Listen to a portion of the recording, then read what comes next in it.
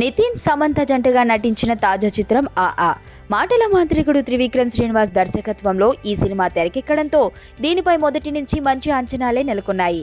ఇక రీసెంట్ గా విడుదలైన పాటలు ట్రైలర్ కి మంచి స్పందన రావడంతో దీనికి మరింత క్రేజ్ వచ్చి పడింది. మరి ఆ అంచనాలకు తగ్గట్టుగానే ఈ సినిమా మంచి విజయం సాధించిందా లేదా?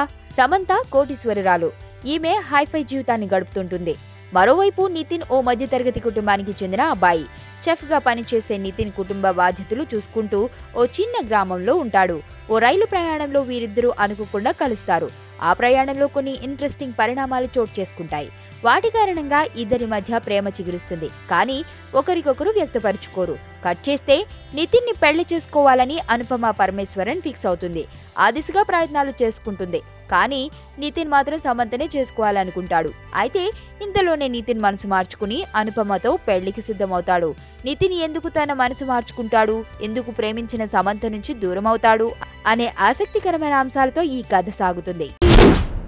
వైలెన్స్ లేకుండా చూడగలిగే లవ్ స్టోరీలు ఎప్పుడు వస్తాయి కదా.